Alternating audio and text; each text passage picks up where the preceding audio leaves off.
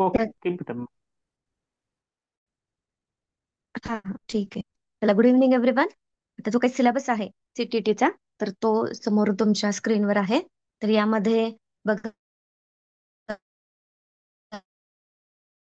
त्याची लँग्वेज जी काही आहे ती हिंदीमधून आहे, सगळ्यांना माहिती आहे. ठीक आहे. टीईटीचा जो काही आपण पेपर बघितला, त्याच्यामध्ये मानसशास्त्राचा जो काही आपण अभ्यास केलेला आहे, तर तो पूर्ण मराठीमधून होता. हं? आणि आता जी काही सीटीईटी आहे, तर ती त्याची जी लँग्वेज आहे, म्हणजे मानसशास्त्राच्या जो काही तुम्हाला यामध्ये 30 क्वेश्चन विचारले जातात, तर त्याची जी लँग्वेज आहे या सब्जेक्टची, तर ती असणार आहे हिंदी. हिंदीतून असणार आहेत क्वेश्चन. एमसीक्यू टाईप क्वेश्चन आहेत. आणि 30 प्रश्न तुम्हाला अ, या सब्जेक्ट मधून मिळणार आहे. तर तुम्ही जास्तीत जास्त जर सराव केला, तर तुम्हाला चांगले मार्क यामधून भेटून जातील. ठीक आहे. तर आता जो काही तुम्हाला सिलेबस दिसत असेल, पहा की बाल विकास एवं शिक्षाशास्त्र फर्स्ट लेसन आहे. तर यामध्ये विकास की अवधारणा एवं इसका अधिगम से संबंध। जो फर्स्ट लेसन है, तो हमें यहाँ पे दिख रहा है, देखो कि फर्स्ट विकास की अवधारणा है एवं इसका अधिगम से संबंध क्या है ना। विकास अवस्था जो हमने टीईटी के एग्जाम में भी देखी है कि विकास अवस्था कौन सी है। बाल्यावस्था है, शिशुअवस्था है ना, किशोरावस्था है, कुमारावस्था। ये अवस्था का अभ्यास हमने टीईटी के एग्जाम में किया है। तो वही जो कुछ विकास अवस्था है, इसका भी स्टडी हमें सीईटी के एग्जाम में करना है। ठीक है। और सेकंड लेसन है बाल विकास के सिद्धांत। आता आपण ह्याच्यामध्ये हिंदीमधूनही बघणार आहोत सिलेबस, आणि तो सिलेबस परत मी तुम्हाला मराठीतूनही दाखवते. ठीक आहे, म्हणजे तुमच्या लक्षात येईल की कारण हिंदी लँग्वेज थोडीशी काही अवघड. अधिगम म्हणजे काय, हो ना, अध्ययन. हं? अध्ययन, अधिगम याचा अर्थ अध्ययन. ठीक आहे. मराठीमधूनही आपण बघूया. तर मग तेच शेअर करते, हिंदी प्लस मराठी, म्हणजे आणखीन चांगलं तुम्हाला लक्षात येईल. एक मिनिट हा.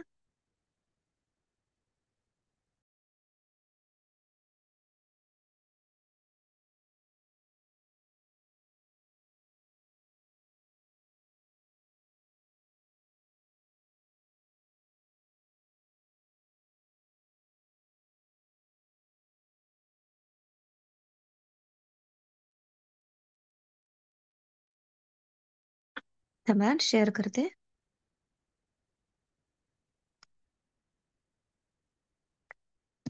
तर याचा मी ओरली तुम्हाला अर्थ सांगते यामध्ये, कि विकास अवधारणा एवं इसका अधिगम से संबंध.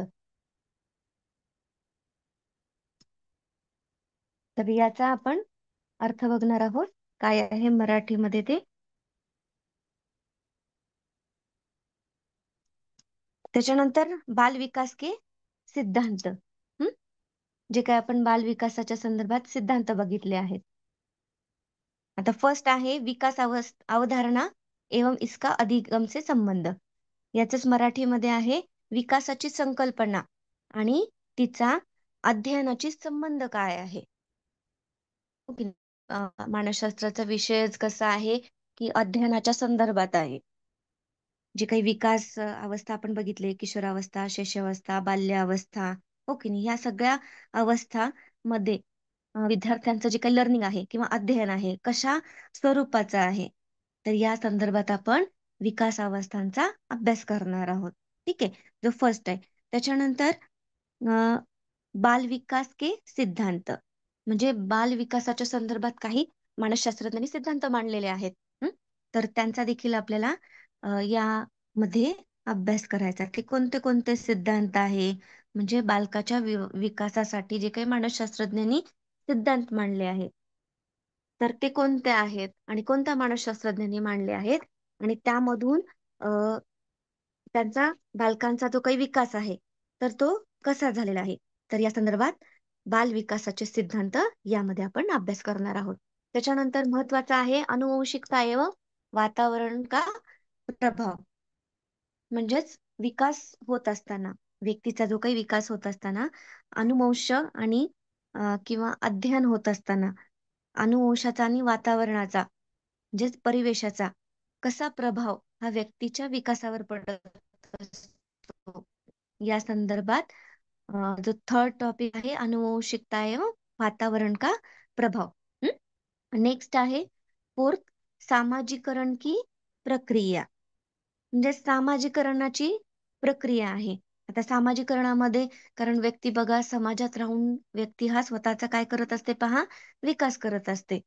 स्वतःचा आणि त्याचबरोबर समाजाचाही विकास होत असतो. आणि समाजात राहून देखील व्यक्ती ही स्वतःचा विकास कशा पद्धतीने करते, म्हणजे स्वतःचं व्यक्तिमत्व कसं डेव्हलप करते, तर त्या संदर्भात देखील आपण या सामाजिकरण की प्रक्रिया यामध्ये या चॅप्टर मध्ये आपल्याला बघायचं आहे. नेक्स्ट आहे फिफ्थ, पियाजे कोहलरबर्ग एवं वायगोत्स्की चे सिद्धांत. पियाजे असेल, कोहलबर्ग असेल, वायगोत्स्की असतील, यांनी काय केलेले आहेत पहा, काही थेरीज मांडलेल्या आहेत, उपपत्त्या मांडलेल्या आहेत आणि त्याद्वारे काही सिद्धांत सांगितले आहेत. तर या सिद्धांतामध्ये आता पियाजे असतील, हं, तर त्यांनी जे काही विकास अवस्था सांगितल्या आहेत, त्याच्यानंतर कोहलबर्ग असतील, ते देखील सांगितलेलं आहे की काही सिद्धांत मांडले आहेत वायगोत्स्कीतील त्यांनी, तर त्या आधारे आपल्याला यामध्ये अभ्यास करायचा आहे. नेक्स्ट, बाल केंद्रित शिक्षा एवं प्रगतिशील शिक्षा की अवधारणा. म्हणजेच बाल केंद्रित शिक्षण आणि प्रगतिशील शिक्षणाची संकल्पना. हं? आता हे थोडं हिंदीमध्ये थोडं हार्ड वाटतं आपल्याला, पण तेच मराठीमध्ये या गोष्टी लक्षात येतात आपल्याला, की जे काही शिक्षण आहे तर ते कसं आहे, बालकेंद्री आहे आणि त्याचबरोबर प्रगतशील शिक्षणाची संकल्पना. हं? याचा देखील आपण इथे अभ्यास करायचा आहे. ठीक आहे. नेक्स्ट आहे बुद्धी निर्माण एवं बहुआयामी बुद्धी. आता बुद्धिमत्ता आहे, बुद्धिमत्तेच्या संदर्भात देखील काही उपपत्त्या मांडलेल्या आहेत मानसशास्त्रज्ञांनी. हं? ज्या आपण थॉर्नडाईकच्या बघितल्यात पहा, त्याच्यानंतर अनेक जे काही मानसशास्त्र होऊन गेले, त्यांनी बुद्धिमत्तेच्या संदर्भात काय सांगितलेले आहेत, व्याख्या सांगितल्या आहेत की बुद्धी ही एक घटक आहे, अनेक घटक आहेत बुद्धिमत्तेचे, हो की नाही. काही जणांनी सामान्य घटक आहे, विशेष घटक आहेत, म्हणजे बुद्धिमत्ता ही कशा प्रकारची आहे या संदर्भात काही मानसशास्त्रज्ञांनी उपपत्त्या मांडलेल्या आहेत. तर त्यानुसार बुद्धिमत्ता म्हणजे काय, हं? बुद्धिमत्तेचे जे काही सिद्धांत आहेत, हं? तर त्याचा डिटेलमध्ये इथे आपण अभ्यास करणार आहोत. नेक्स्ट आहे भाषा और चिंतन. भाषा आणि विचार. आता जी काही भाषा आहे, हं? तर भाषेच्या संदर्भात देखील सिद्धांत आहे, त्याचप्रमाणे विचार आहे, विचार ही प्रक्रिया कशी सुरू होते, हं? त्याची संकल्पना आहे, विचार प्रक्रियेचे प्रकार, हं? तर या संदर्भात देखील आपण यामध्ये अभ्यास करणार आहोत पहा. कशा संदर्भात, ही विचार प्रक्रियेच्या संदर्भामध्ये. नेक्स्ट आहे आता याच्यामध्ये भाषा आणि अ, चिंतन. म्हणजे बालकांमध्ये जो काही भाषेचा विकास आहे तर तो कशा पद्धतीने होतो, म्हणजे प्रारंभिक अवस्था कशी आहे बालकाची, हं? किंवा प्रत्येक व्यक्तीची जी काही विकास होतो तर तो सर्वांचा सारखाच होतो का, नाही. काही जणांचा लवकर होतो, काही जणांचा म्हणजे व्यक्तिभेदानुसार देखील त्याचा परिणाम हा पडत असतो भाषा विकासासंदर्भात.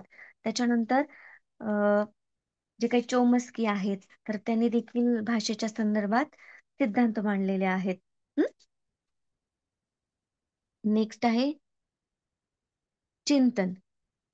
आता चिंतनाची म्हणजे थॉट आपण म्हणू, थॉट प्रोसेस म्हणूया, की जे काही आपण विचार करतो. चिंतन म्हणजे काय, विचार, भाषा आणि विचार.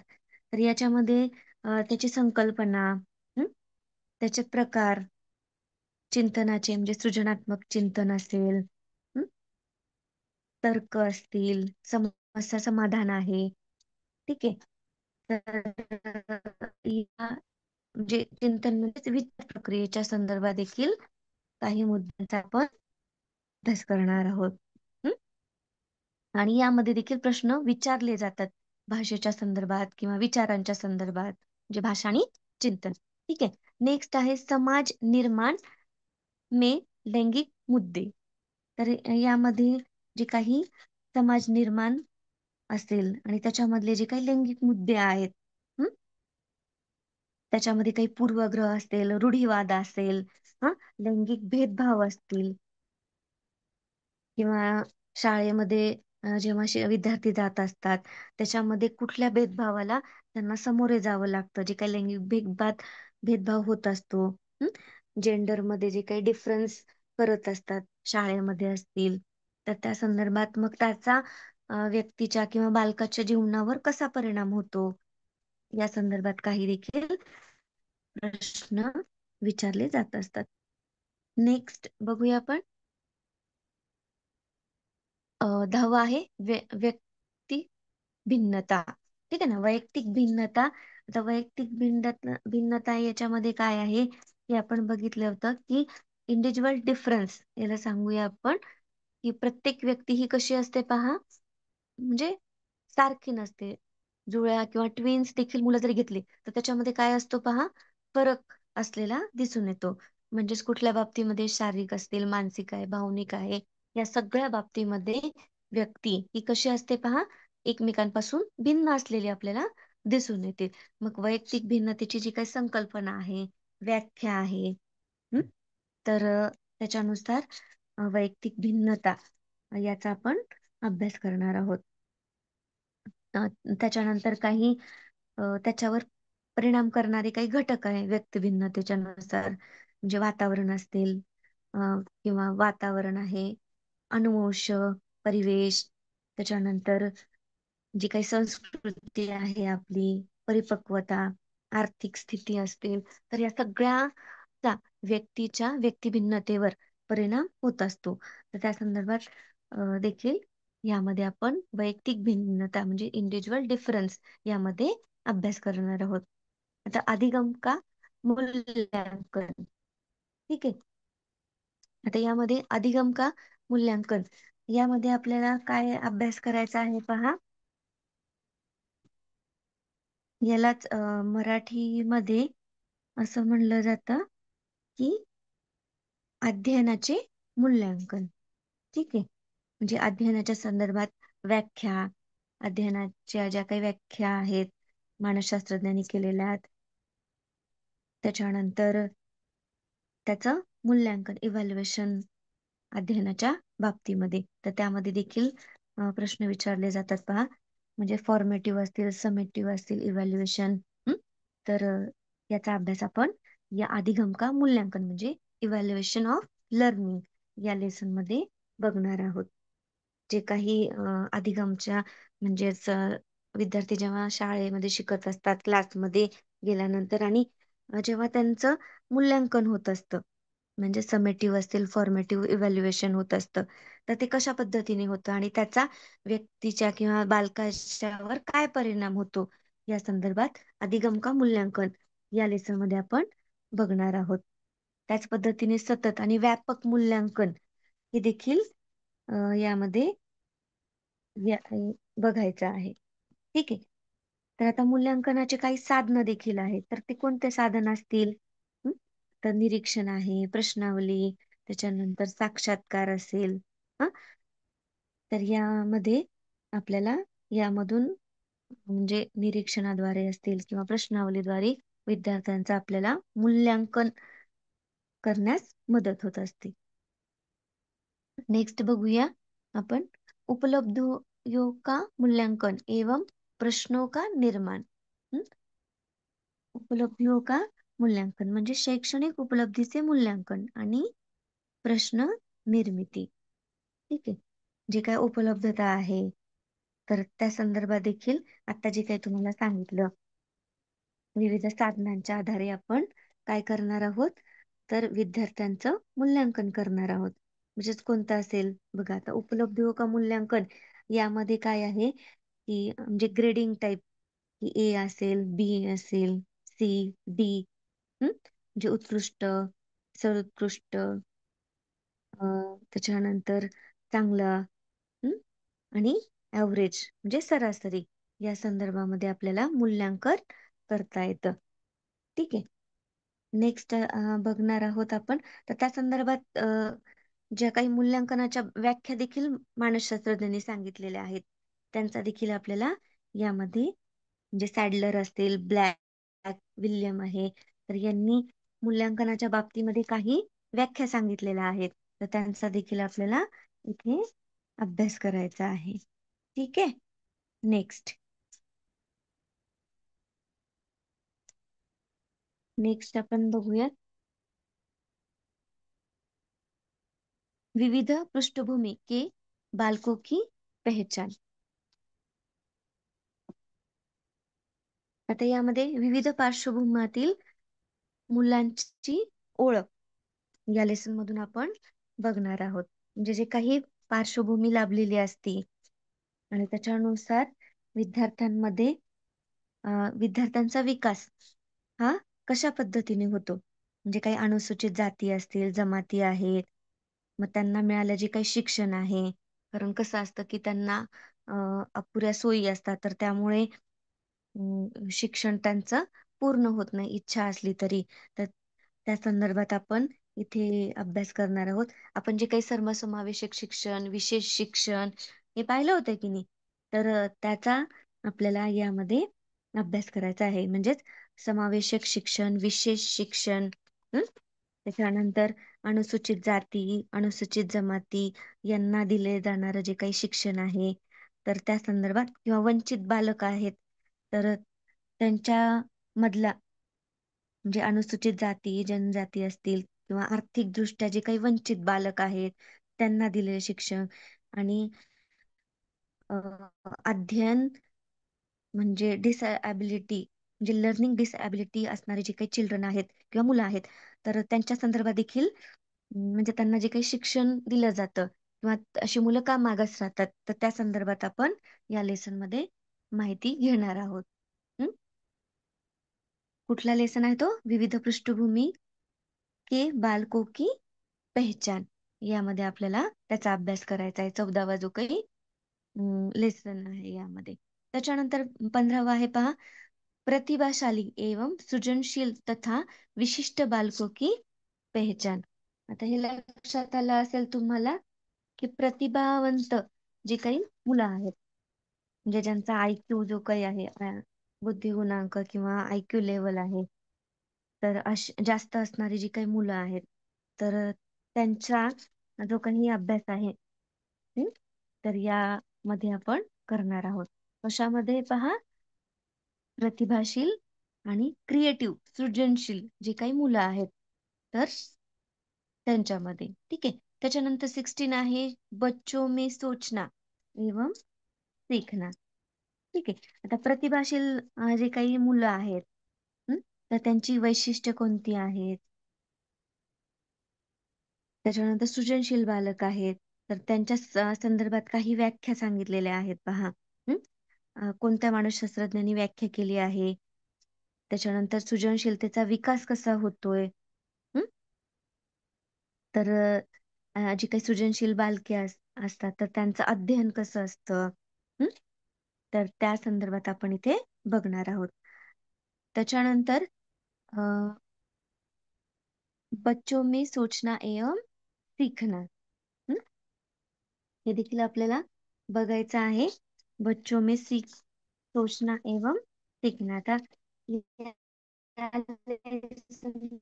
या मुलांची काही विचार प्रक्रिया आहे किंवा शिकण्याची जी काही क्षमता आहे, तर ती कशी होती, तर हे सांगायचं आहे. हं? विचारशक्ती, विचारशक्तीचा विकास कसा होतो, त्याच्यासाठी काय केलं पाहिजे शिक्षकांनी असेल किंवा पालकांनी असेल, हो की नाही. म्हणजे thinking and learning in children, बच्चों में सोचना एवं सीखना. तर यामध्ये म्हणजे मुलं कशी शिकतात, जे काही अध्ययन घडत असतं मुलांमध्ये, ते कशा पद्धतीचं असतं, आणि शिक्षकांनी काय केलं पाहिजे, कशा पद्धतीने शिक्षकांनी विद्यार्थ्यांना शिकवलं पाहिजे, म्हणजेच त्यांच्यामध्ये अध्ययन घडून येईल. हं? तर त्या संदर्भात बच्चों में सोचना एवं सीखना या लेसन मध्ये आपण बघणार आहोत. नेक्स्ट आहे शिक्षण अधिगम की मूल प्रक्रिया. आता जे काही शिक्षण आहे पहा, हं? त्याच्यामध्ये मूल प्रक्रिया आपल्याला बघायची आहे. म्हणजे शिक्षण आणि अध्ययनाची मूलभूत प्रक्रिया. अधिगम म्हणजेच काय? अध्ययन. त्याची मूलभूत प्रक्रिया, शिक्षणाची व्याख्या असतील किंवा शिक्षणाचे कोणकोणत्या प्रकारचं शिक्षण आहे, शिक्षणाचे प्रकार असतील, हं? तर त्या संदर्भात त्याच पद्धतीने काही थेरीज मांडलेल्या आहेत अध्ययनाच्या, तर त्यांचा देखील आपल्याला, किंवा काही सिद्धांत आहे, तर त्यांचा अभ्यास आपल्याला या लेसन मध्ये करायचा आहे. ठीक आहे. नंतर नेक्स्ट आहे पहा 18वा, बच्चा एक समस्या समाधान तथा एक वैज्ञानिक अन्वेषक के रूप में. हं? मुलं समस्या सोडवणारा आणि वैज्ञानिक शोधक म्हणून. ठीक आहे. म्हणजे जे मूल आहे, एखादी समस्या त्याला निर्माण झाली, तर तो समस्या कशा पद्धतीने सोडवतो, तर या संदर्भात देखील काही संकल्पनांचा अभ्यास आपण इथे करणार आहोत. ठीक आहे. नेक्स्ट आपण बघूया. छोटे छोटे आहे, त्याच्यामध्ये काही खूप जास्त हार्ड वगैरे असं नाही, की फक्त त्यांची लँग्वेज हिंदी असल्यामुळे आपल्याला थोडस अवघड वाटतंय. ठीक आहे. तर जे काही बच्चा एक समस्या तथा एक वैज्ञानिक अन्वेषक के रूप में, म्हणजे मुलगा एक समस्या समाधान, त्याच्यानंतर वैज्ञानिक अन्वेषण. हं?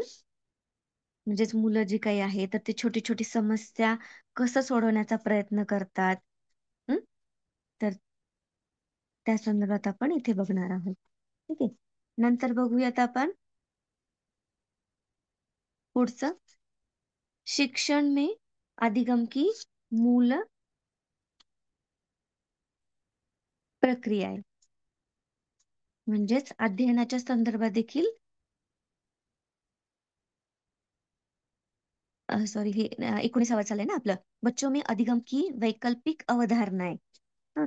आता अधिगमचा म्हणजे अध्ययनाच्या संदर्भात अर्थ, अध्ययनाच्या संदर्भात वैशिष्ट्ये, त्याच पद्धतीने अध्ययनाच्या संदर्भात आपल्याला जे काही थॉर्नडाईकचा सिद्धांत आहे, म्हणजे थेरी मांडली नाही का थॉर्नडाईक यांनी,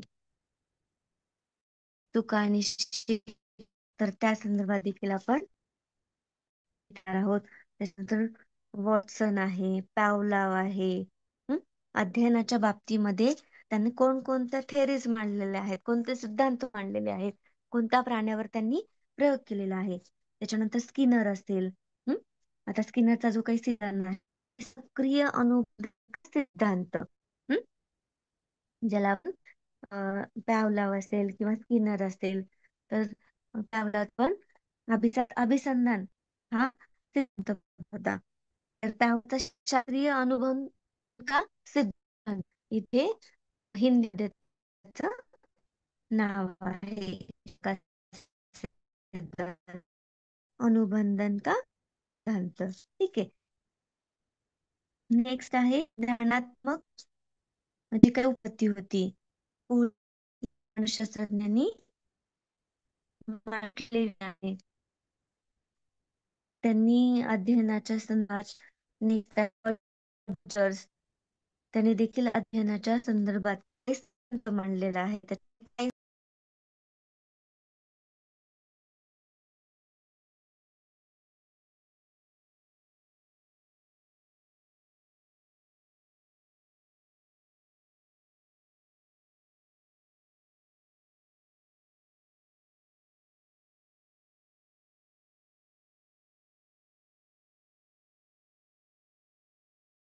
आवाज ब्रेक होतोय का? आता येतोय ना? नेक्स्ट आपण, आता येत असेल पहा. ठीक आहे. कधी कधी रेंजचा प्रॉब्लेम असल्यामुळे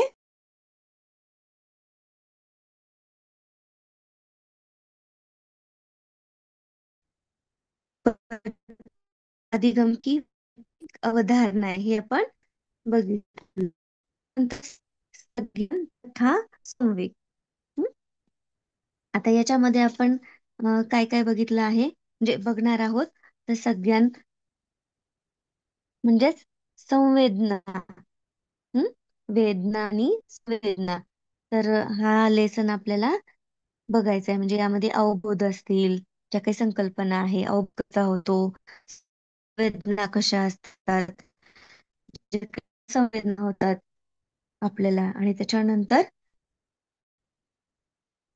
हा लेसन आपण बघणार आहोत. त्याच्यानंतर त्यामध्ये काही संवेगाच्या संदर्भात सिद्धांत आहेत. जेम्स लँड कॅनन बार्ड असतील, सिंगर असेल. म्हणजे भावना, संवेग म्हणजेच काय, भावनाच्या संदर्भात काही सिद्धांत सांगितले आहेत. तर त्यांचा देखील आपण या लेसन मध्ये अभ्यास करत आहोत. नेक्स्ट, अभिप्रेरणा एवं अधिगम. प्रेरणाच्या मोटिवेशन अँड लर्निंग. काही प्रेरणा प्रकार कोणते आहेत, त्यानंतर प्रेरणा म्हणजे मोटिवेशन त्याला म्हणून आपण, त्या संदर्भात म्हणजे एक प्रेरक शक्ती आहे. त्याच्यानंतर प्रेरणाचे काही theories आहे, जे असं यांनी मांडलेली थेअरी आहे. तर याचा देखील आपण इथे अभ्यास करू. त्यामध्ये देखील काही क्वेश्चन महत्त्वाचे विचारले जातात. तर ते तुमच्या एक्झाम साठी लक्ष देऊन जर अटेंड केले सजेशन तर तुम्हाला इझी होईल सगळ्या गोष्टी. ठीक आहे. आता अधिगम, लर्निंग म्हणजेच अध्ययन.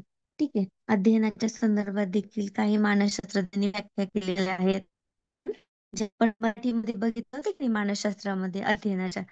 तर अधिगम म्हणजेच अध्ययन, पण हिंदीमध्ये अधिगम म्हणतात. लर्निंग आपल्याला जास्त लक्षात येते, किंवा अध्ययन. तर त्याच्या संदर्भात जे व्याख्या सांगितलेल्या आहेत. अध्ययनावर परिणाम करणारे काही घटक आहेत. त्याच्यामध्ये कोणते, काही व्यक्तिगत घटक आहेत, काही पर्यावरणाच्या संदर्भात घटक आहेत. तर त्यांचा देखील आपण यामध्ये अभ्यास करणार आहोत. नेक्स्ट, राष्ट्रीय पाठ्यचर्चाची रूपरेखा. National framework. जे काही पाचची आहे पहा, राष्ट्रीय अभ्यासक्रमाची रूपरेषा असं मराठीमध्ये म्हणलं जातं. आणि त्याच्यानंतर नेक्स्ट आहे नई राष्ट्रीय शिक्षा नीती 20. हे राष्ट्रीय पाठ्यचर्चा यामध्ये आपण काय करणार आहोत, की जे काही संदर्भ आहे, त्याच्यानंतर विद्यार्थ्यांच्या असतील किंवा अभ्यासक्रमाच्या संदर्भात आहे,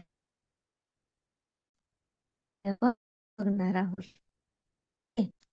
आणि राष्ट्रीय शिक्षा नीती, नॅशनल एज्युकेशन पॉलिसी 2020 मध्ये देखील येतात. यामध्ये काय आहे, राष्ट्रीय शिक्षा नीती काय केलेलं आहे. त्याच्यानंतर काय अंतर नीतीच्या संदर्भात 2020 या आधारभूत सिद्धांत सांगितलेला आहे.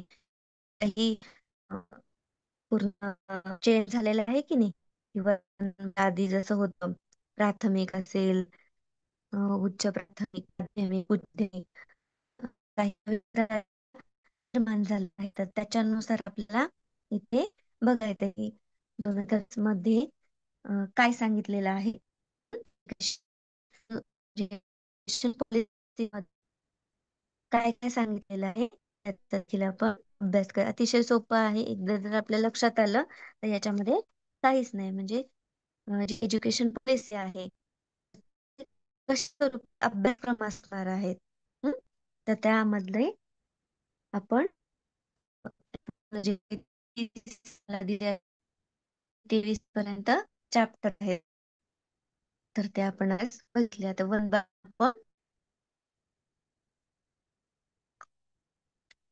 पण आज आपण काय करतोय माहिती का, आवाज येतच नाही अजून पण. आज शिकवलं नाही तुम्हाला हॅलो. हे पहा, आज काही शिकवलं नाही. आज आपण काय बघितलं की सिलेबस काय आहे आपल्याला पूर्ण टोटल. एकदा आपल्याला सिलेबस बघितलं तर आपल्याला असं लक्षात की आपल्याला करण्यामध्ये तुम्हाला कळेल की कुठल्या प्रकारचा सिलेबस आहे आणि त्याच्यानंतर तुम्हाला काय काय प्रिपरेशन करावं लागतील ना. आता 2 महिन्यामध्ये कसा अभ्यास करताय, समोर सिलेबस आवश्यक आहे की नाही. तर सिलेबस जेव्हा आपण बघतो तर त्याच्यानंतर मग की यामध्ये या सायकोलॉजी मध्ये किंवा शास्त्रामध्ये आपल्याला हे घटक आपण अभ्यास करणार आहोत. हं? जे काय आता तुम्हाला मी सांगितले. ठीक आहे. हो हो, हेच आहे पेपर 1 साठी आणि पेपर 2 साठी. जो काही सिलेबस सांगितलेला आहे ना, तर तोच असणार आहे. हं? लक्षात सगळ्यांना त्याच्यामध्ये काय शिकवलं, फक्त तुम्हाला सिलेबस जो काही दिलेला आहे, हो की नाही, तो मराठीमध्ये तुम्हाला सांगितलेला आहे. ठीक आले असेल आता. तर त्यांना लक्षात आलं आपण जे काही टीईटी साठी घेतलं आहे पहा. हं? तर हे घटक आहेत आपल्याला जे काही तुम्हाला मी आता स्क्रीन शेअर केली की नाही, 1 पासून ते 23 पर्यंत. तर हे काय येणार आहे, प्रश्न येणार आहे तुमच्या सीटेड मध्ये. ठीक आहे. 30 मार्काला आहे. हं? एक क्वेश्चन आहे तुम्हाला, एक क्वेश्चन आणि 4 पर्याय सगळ्या तेच कशा प्रकारचे प्रश्नपत्रिकेचं स्वरूप आहे ते. ठीक आहे. म्हटलं एक क्वेश्चन मी तुम्हाला शेअर करते, म्हणजे तुम्हाला लक्षात येईल की कशा प्रकारचे क्वेश्चन हे येतात. आपण हा फक्त तोंड ओळख झाली आपली. ठीक आहे. आता फर्स्ट पेपर आहे. आता याच्यामध्ये बघा 2023 चा पेपर आहे. आता पहिला आहे बालविकास शिक्षणशास्त्र. निम्नलिखित प्रश्नों के प्रश्न संख्या 1 से 30 के उत्तर सही सबसे उपयुक्त विकल्प चुनिए. ठीक है. Question 1, dysgraphia. ठीक है. आता या संदर्भातले त्यांनी ऑप्शन दिले आहे. एक भाषण विकार है जिसकी विशेषता हकलाना और उच्चारण में टिया करना है. हम्म. तर अशा संदर्भात काय असणार आहे, ऑब्जेक्टिव्ह हे पण काय असणार आहे तुम्हाला हिंदीतून असणार आहे. ठीक आहे. आपण जी काही शिकवण्याची लँग्वेज आहे ते मराठीमधून आणि त्याला मध्ये देखील काय म्हणतात, हं? ते देखील मी तुम्हाला सांगणार आहे. मराठी, हिंदी आणि इंग्लिश. असे तुम्हाला क्वेश्चन विचारले जातील. हं?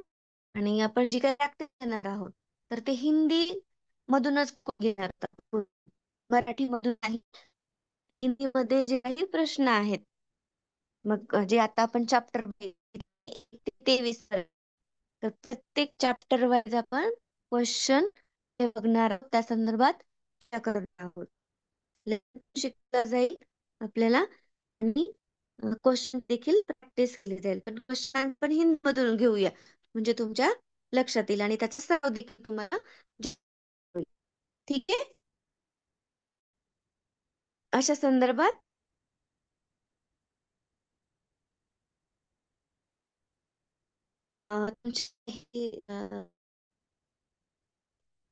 यामध्ये काही प्रॉब्लेम असेल तर राम सरांना तुम्ही विचारू शकता. काय सांगितलं कृष्णमुरी की आज फॉर्म पण सेंटर दाखवले नाही काय. मग या संदर्भात तुम्ही चौकशी करा तेच सेंटरवर बघा की कधी सर तुम्हाला या संदर्भात गायडन्स देतील. ठीक आहे. हं?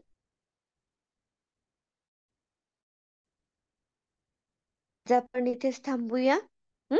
उद्यापासून फर्स्ट जो काही लेसन आहे आपला त्याच्यापासून आपण स्टार्ट करूया. ठीक आहे. मी अनम्यूट करते.